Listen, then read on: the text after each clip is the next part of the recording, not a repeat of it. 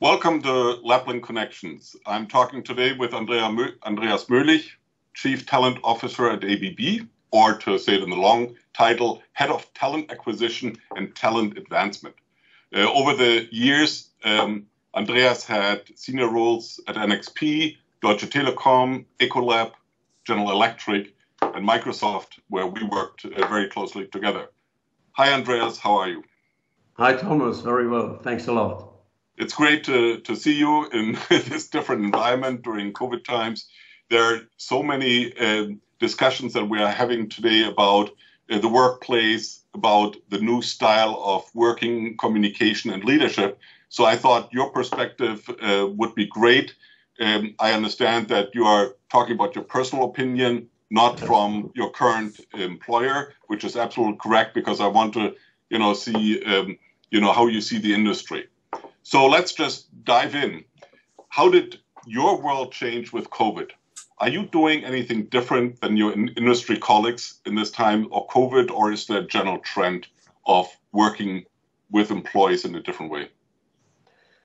I think in general, for me, private life and business life is even merging more than it had been before, right? It was always merged with IT technology and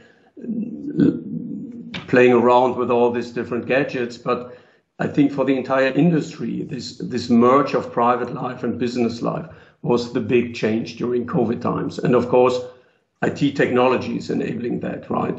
So I believe people can have a much more flexible working environment due to these settings and due to the IT connectivity.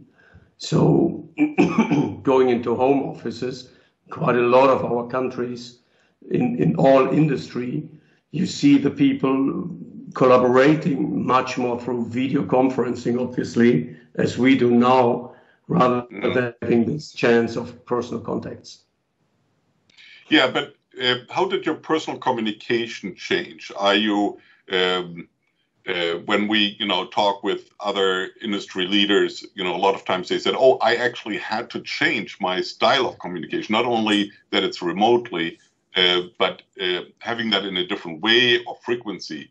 How did it see it for yourself where communication and cooperation with employees change?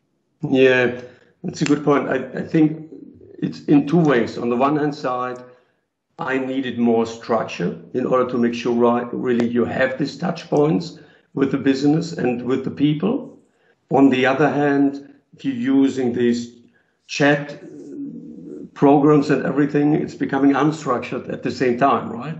You're getting people dialing in and chatting and reaching out to you. So trying to combine both, creating a certain structure to keep in touch with your people, and at the same time allowing for this uncoordinated communication with the people is the big thing, I believe. Yeah, are you actually talking more with people than you would normally when you're in the office? That is, a theme I heard, that, we actually do more communication, more video conferencing than in-person meeting. So, really a change of frequency. Oh, for sure. I mean, this is of course people sitting remote. You need to schedule for this video conferencing. I'm doing at least 6, 7, 8 conference calls a day in order to stay in contact and work on the topics together with the people. For me personally, that's not that much of a change because I have been for a long time now in international roles. So I never had all my people sitting next to me, right? So you needed to communicate through media and through video conferencing. But now it's even becoming more in order to stay in touch, obviously. Yeah, no, it's great. Now going back to when you look at hiring people and managing workforces. With people being flexible to work wherever, where we say, well, you can work, wherever you want. Does it also mean that you are much more flexible to hire everywhere and not just in the locale? And does it mean that jobs and employees are easier to switch, so that HR recruiters can look everywhere instead in the location? So is that also a problem? Let's say people who were local, and because now we can say, well, I don't need to go local, and I don't see the local ones doing all the performance. I'd rather hire somebody somewhere different and perhaps even somewhere cheaper. I do think that will become more and more a trend in all industries, wherever possible, obviously. If you have a production environment, it's different. But other than that, I think we will see that much more to happen. And first of all, companies realizing that productivity doesn't go necessarily down by having this flexible working environment.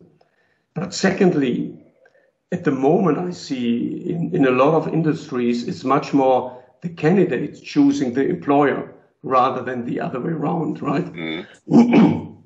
And wherever these candidates are, if ever you can create this opportunity to hire globally or internationally, you do as a company, right? Because you're reaching out for the best candidate for the company. And obviously now COVID, or the side effects of COVID, has shown that this remote working, this flexible working, this working through time zones, working from different locations isn't a problem at all. Productivity in most. Right. So I mean, when you were looking for great talent, you would say, well, you have to move to Zurich, or to whatever place, you have to work in Paris at our Paris facility. Now you can say, no, I take the best one, who might not want to move, because he can, work, somewhere else. Right. And very often, I mean, everybody was talking about this international employee and workforce. Very often that's the case in very early stage of the career and in a late stage of the career. In between, you find a lot of people having family, having kids, having whatever, right? And you can basically hire the best talent where they are, if possible, for the business. So there's, of course, also a big debate about compensation. So how do you suggest to handle the kind of work globally but pay locally, meaning that you see the industry pay less for different economic environments? I mean, there was the famous, I think, quote from Facebook CEO Zuckerberg, who said, you can work wherever you want in the world, but I pay you at the pay scale of that locale, whether that was rightly quoted or not. But how do you suggest handle that? Is that a problem, or is it a benefit, or? No, I think labor markets will always have their local terms and conditions. Okay. And this is, as a company, you hire in a local labor market for local terms and conditions. And these by nature are different, right? In some countries, you have pension schemes. In other, you have shares, whatever, that will stay. What we see is that due to business demand, some so-called in the past low-cost countries all of a sudden develop, right, and becoming more expensive because of demand is there. But I would believe legal systems are still different in the different countries. Terms and conditions of employment are still different. So companies will always tend to hire in the local labor market based on local terms and conditions. Yeah, but I mean, if I'm currently an employee in your New York office where you have to pay top dollar, and now I say, well, I can now move to Florida where it's, no state tax, it's all much cheaper. Would you then change the salary, or you say, oh no, you get your New York salary? That's a good question. I mean, most of the companies within the country moves within the country. You don't see a lot of adjustments. Moving countries, obviously, you see adjustments, right? And the good old expat days where you pay triple salaries for moving somebody around, for a lot of companies are over, right? Nobody can afford that anymore. And a lot of companies paying what they call local package plus. So making sure, taking care of kids' schooling or housing or something, small amounts, But other than that, you pay local labor markets. And on the other hand, you, as a company being a little bit selfish, you want to think about, do I need to move this person to that country, or do I get the same talent within the country, from the country? Yeah. This is the competition. Yeah. No, I just think there has been a lot of discussion, at least in the US, where it said, okay, escape the extremely expensive Silicon Valley housing market. Yeah. Still get your salary, but, live in Arizona, in the desert for, 1/4 of the cost, but still get the Silicon Valley salary. And I think that certainly is something that you guys must also, perhaps not in Europe as much, but at least in the US, sure. I think becomes a problem. And we had that in the US, right? If we were trying to attract people from other parts of the US into Silicon Valley, that question was coming up, right? And tax was compared and housing was compared. And of course, if needed, and if you want to have somebody and pull him into Silicon Valley, you might need to increase. But it's not these heavy expat packages anymore. Right. Yeah. But there might be something where it's going reverse. You have a great package, you go somewhere else, and they said, oops, yeah, not anymore. So really, as you say, business changes all the time. Jobs change all the time. So if you're starting out in the business as a young HR manager, do you have any tips for these guys? How can they succeed in this new world? Yeah, I would believe one important topic is make sure you get as close as possible to the business, not ending up in a functional silo, right? Especially as a young HR guy, the closer you are with the business, the closer you understand the business, the more you learn. The acceleration curve is much higher.